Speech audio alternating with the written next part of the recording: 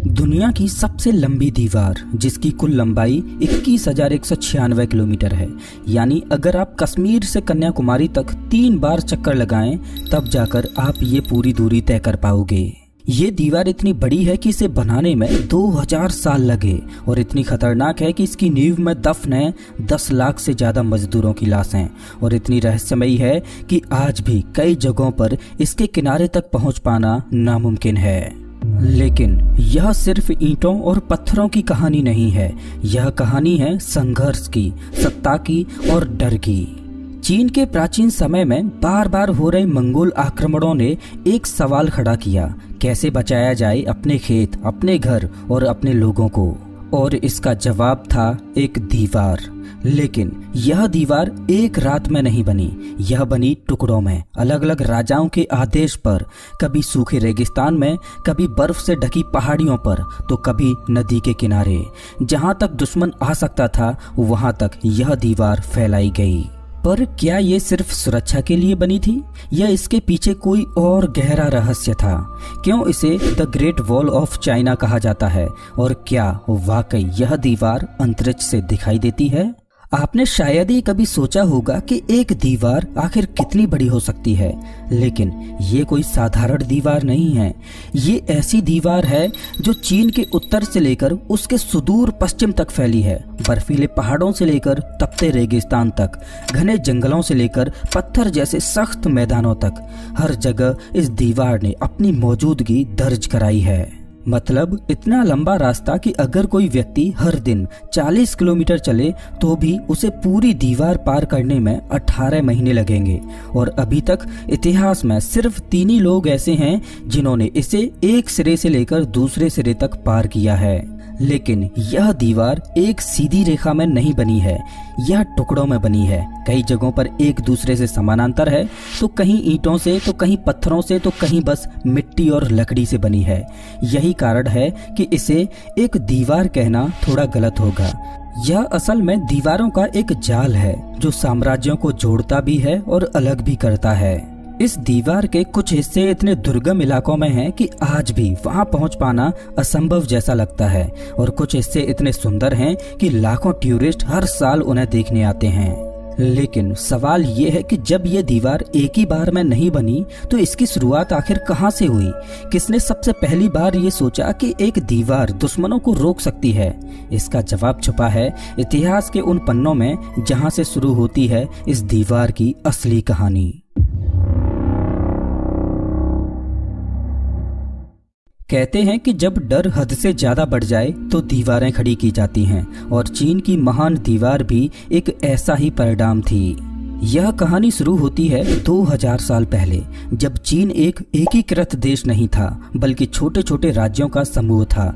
इन राज्यों में सबसे ताकतवर बना शानजाही प्रांत, जहां की उपजाऊ जमीनें अक्सर मंगोल लुटेरों की नजरों में रहती थीं। मंगोल के पास संसाधन नहीं थे, लेकिन घोड़े, तीर और आक्रामकता भरपूर थी। वे आते, लूटते और वापस चले जाते। इन बार बार के हमलों ने लोगों को थका दिया। तभी एक नाम उभरा, किन शी हुआंग, चीन का पहला सम्राट। 223 बीसी में उसने एक बड़ा फैसला लिया कि सभी राज्यों की छोटी छोटी दीवारों को जोड़कर एक विशाल रक्षात्मक दीवार बनाना।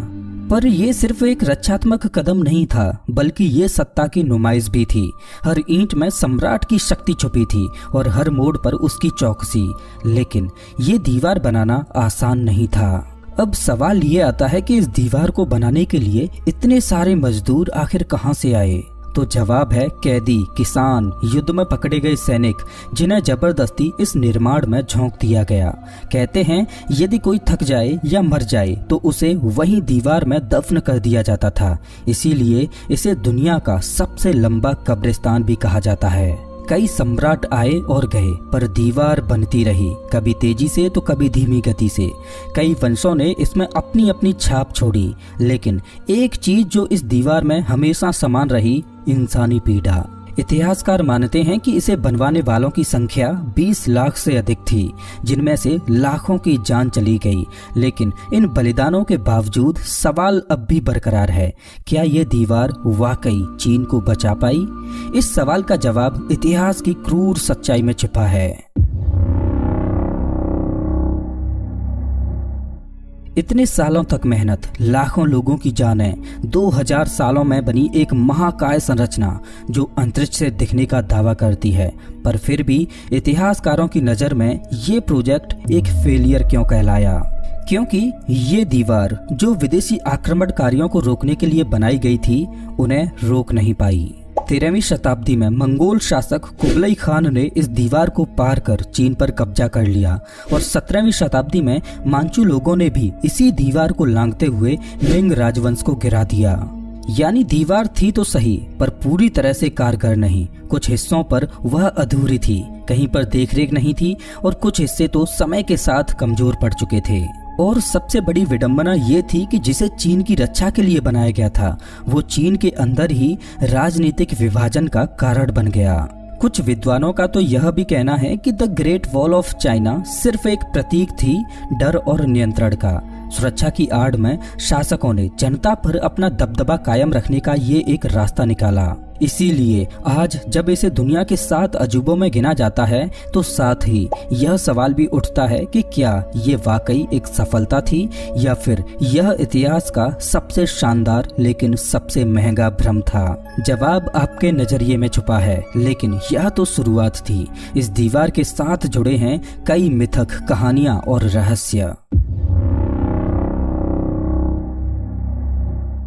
एक दीवार जो दुनिया के 7 अजूबों में शामिल है, उसके इर्द गिर्द कुछ कहानियां घूमना तो लाजमी है, लेकिन क्या हर कहानी सच्चाई पर आधारित है? इस दीवार को लेकर सबसे बड़ा मिथ है कि क्या ये दीवार अंतरिक्ष से दिखाई देती है। दशकों से लोगों को बताया गया कि ग्रेट वॉल ऑफ चाइना एकमात्र मानव निर्मित चीज है जो चंद्रमा से दिखती है, लेकिन विज्ञान क्या कहता है? नासा के अनुसार ये दावा सरासर झूठा है। चंद्रमा से नहीं, यहाँ तक कि लो अर्थ ऑर्बिट से भी इसे देख पाना बहुत ही मुश्किल है। इसका दूसरा मिथ है ड्रैगन से जुड़ी रहस्यमयी कहानी। कई चीनी लोक कथाओं में कहा जाता है कि एक पत्थर का ड्रैगन उड़ता गया और मजदूरों ने उसकी पूंछ के पीछे पीछे चलते हुए दीवार का रास्ता तय कर लिया।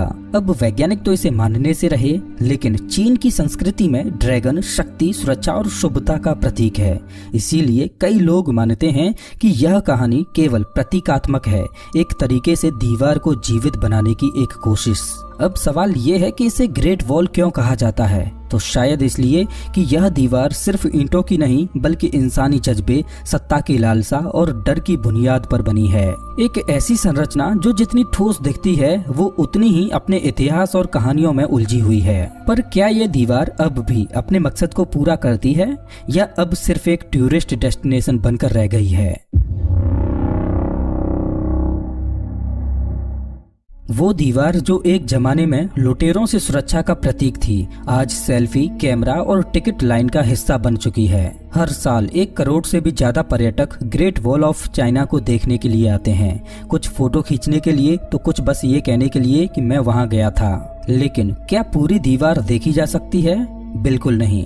वास्तव में ग्रेट वॉल का एक बहुत बड़ा हिस्सा अब नष्ट हो चुका है। कुछ हिस्से तो पूरी तरह मिट्टी में मिल गए हैं, कुछ पर झाड़ियां उगाई हैं और कुछ टुकड़े अब निजी संपत्ति में बदल चुके हैं। पर जो हिस्से अब भी संरक्षित हैं, जैसे बीजिंग के पास का बादालिंग सेक्शन, वहां आज भी दीवार का वो भव्य रूप देखा जा सकता है जो सदियों पहले बनाया गया था।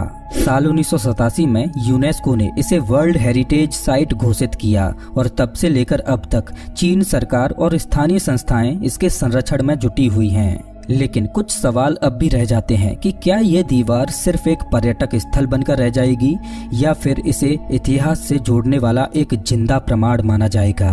क्योंकि जब आप इसके पत्थरों को छूते हैं, तो आप सिर्फ एक दीवार नहीं, बल्कि सदियों पुरानी आवाजें सुनते हैं। यह दीवार बताती है कि कैसे इंसानों ने अपनी सीमाओं को चिन्हित किया और कैसे उसने डर से लड़ने के लिए पत्थर उठाए। एक दीवार जो कभी लड़ाइयों की गवाह रही, आज इतिहास की सबसे बड़ी सीख बन चुकी है। हमने देखा कि कैसे यह दीवार सिर्फ पत्थरों की नहीं, बल्कि हजारों कहानियों, संघर्षों और कुर्बानियों की नींव पर खड़ी है। आज जब आप ग्रेट वॉल ऑफ चाइना को तस्वीरों में देखते हैं, तो क्या आपको वो मजदूर याद आते हैं जो कभी वापस नहीं लौटे? वक्त बदल गया, राजा नहीं रहे, युद्ध नहीं रहे, लेकिन ये दीवार अब भी खड़ी है। तो दोस्तों, इस वीडियो को देखने के लिए आपका बहुत बहुत धन्यवाद। वैसे आप हमारा ये वीडियो कौन से शहर से देख रहे हो, मुझे कमेंट करके जरूर बताएं। मिलता हूं मैं आपसे एक नई वीडियो में, तब तक के लिए नमस्कार।